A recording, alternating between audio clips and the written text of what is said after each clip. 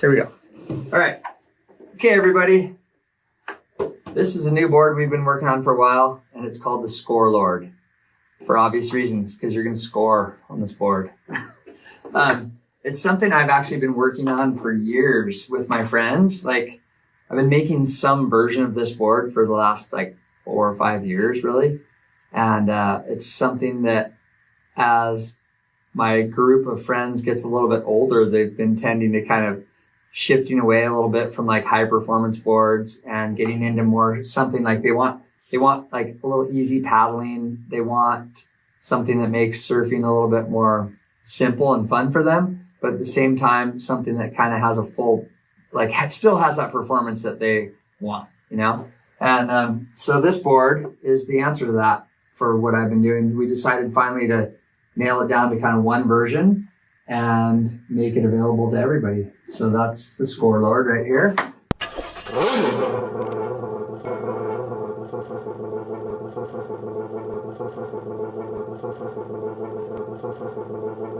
Which it has a nice, real low entry rocker, wide outline through the nose.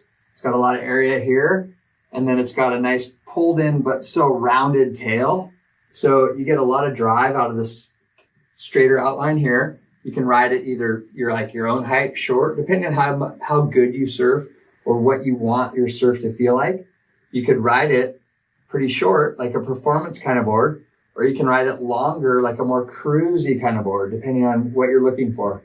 The cool thing about all of that too is that this board really lends itself to people that are a little bit lower ability. They're not super rippers, and you can ride it longer, and it's something that's real stable. It's really easy to catch waves, but yet it's still, when you step back into the tail area on it, it still is something you can rip a cutback on, do some turns on, and it feel kind of like a great flow, which is, it's a nice thing for a surfboard where it's you don't have to be a top level guy to ride this board. You can be somebody even transitioning up from a long board or a bigger board, and you want to get down into something and improve your performance in the surf.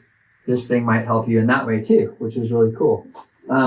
Flatter entry rocker means really fast paddling, easy to get into waves early, and it gets a little bit more of a glide going while you paddle, whereas a shorter board or a more rockered out board you don't really get much glide. You have to be right in the sweet spot to catch a wave. This board has a little bit more glide as you get into waves, which it gives you a better opportunity to catch waves and get in early.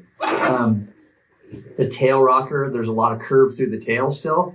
So you'll get a lot of glide and speed through the front and middle part of this board, and it will carry through the tail, but the tail, when you get back on it, has enough curve in it that it lets you swing through turns really easily, and even go up vertical on a shorter one. You can snap through turns on it, which is really nice too. So you have a lot of variety and a lot of versatility in this board, and it kind of covers the full range of surfing abilities, which is great. But it also covers a really wide range of waves. I've watched people have a great time in waves this big, weak, slow waves, longer, slower waves, beach breaks, all kinds of stuff. If it's small, this board's going to get you in easy, keep you planing, keep you up on top of the water, and allow you to do some maneuvers in those smaller waves. I've also seen friends of mine get barreled on pumping almost double overhead waves and come out and do big giant cutbacks and turns, and it handles that too. So it's a really versatile board as far as surfing ability and wave size and conditions too, which is pretty ideal. It's got a little bit of extra chunk up here for easy paddling, a little bit fuller. It has a really, really refined little beak nose, not much of a beak, but just a nice little, it's a nice look I like. And it also comes, as you can see, in a 5-fin setup. So this adds to that versatility too. The guys that want to kind of rip more and surf it as a more of a performance-y feeling board, you can set up as a thruster. If you want to have a little bit more speed and cruisy down the line kind of surfing, set it up as a 4-fin, which works amazing. That's kind of most of my friends are riding it as a quad. And that's what I've been riding over the last few years too, trying this in a bunch of different varieties, but always as a quad. I really like that for the speed and the easy, just makes everything real easy and flowy. The third thing you can do, and it's not exactly perfectly suited for this setup where the fins are placed, but you can put a 2+1. So you could put big twins with a little trailer fin in there too. And it'll totally function. It's not the ideal fin setup for that. You could custom order it just for that if you want, but you can play around with this setup and do a lot of different things. Changing the fins in this board, like if you ride it as a quad with bigger fins, it's really drivey and gives a lot of speed in smaller waves. If it gets bigger and you're surfing in bigger surf, you can put smaller fins in that thing and it loosens it up a lot, even though it still gives that hold, but it starts loosening it up at higher speeds, which is really nice too. So, that's kind of the basics of the Scorelord.